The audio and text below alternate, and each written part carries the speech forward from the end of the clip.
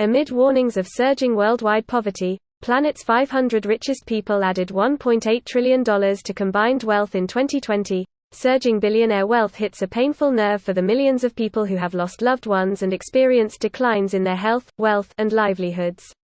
Here's a summary of the article. Bloomberg's year-end report on the wealth of the world's billionaires shows that the richest 500 people on the planet added $1.8 trillion to their combined wealth in 2020, accumulating a total net worth of $7.6 trillion. The Bloomberg Billionaires Index recorded its largest annual gain in the list's history last year, with a 31% increase in the wealth of the richest people. The historic hoarding of wealth came as the world confronted the coronavirus pandemic and its corresponding economic crisis, which the United Nations last month warned is a tipping point, set to send more than 207 million additional people into extreme poverty in the next decade, bringing the number of people living in extreme poverty to 1 billion by 2030. Even in the richest country in the world, the United States, the rapidly widening gap between the richest and poorest people grew especially stark in 2020. As Dan Price, an entrepreneur and advocate for fair wages, tweeted, the 500 richest people in the world amassed as much wealth in 2020 as the poorest 165 million Americans have earned in their entire lives. The 500 wealthiest people got almost $2 trillion richer in the pandemic, which is what the poorest 165 million Americans have earned in their entire lives combined. Surging billionaire wealth hits a painful nerve for the millions of people who have lost loved ones and experienced declines in their health, wealth, and livelihoods. Chuck Collins, director of the Program on Inequality and the Common Good at the Institute for Policy Studies, told Bloomberg this week. This post received a score of 65,000, with an upvote ratio of 82%. Here are the top comments in response to this article. Remember, those tax breaks you got 4 years ago are set to expire on you, but not corporations. Thanks, Trump. So why didn't Democrats bang this issue home instead of fending off socialism claims?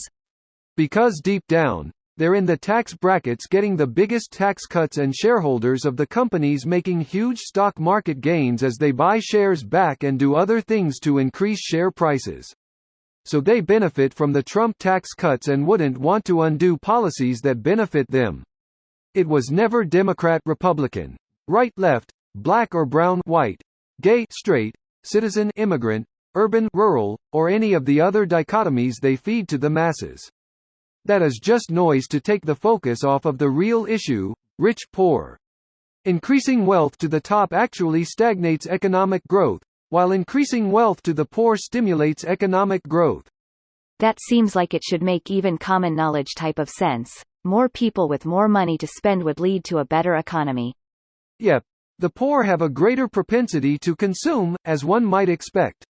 They haven't increased welfare permanently in 20-odd years in Australia, despite the fact that pretty much every economist, from every school, says that will actually help the economy.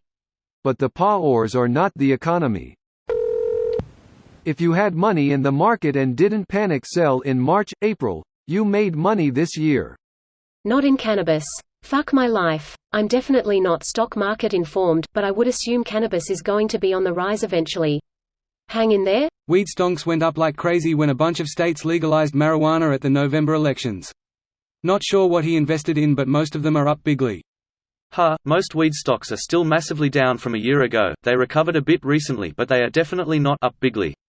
No money in legal drugs unless they are opioids. Does one person really need billions? If someone had $1 billion of anything else, it would be called hoarding. Hoarding way more wealth than you could ever spend is just as crazy as other forms of hoarding, and a lot more harmful. Yet society admires people who do it. People who hoard billions in multi-generational wealth create a system where people living today are held in debt to future generations. A person cannot manage $1 billion effectively. It's just a system of modern slavery. People don't want to vote for people who tax the rich cause they want to believe they will be rich one day. Just vote for the people who are looking out for you today. Because those are the people who will help the average Joe, the community and the planet. Don't elect people that you want to protect your imaginary self. This video was automatically created by Reddit to speech.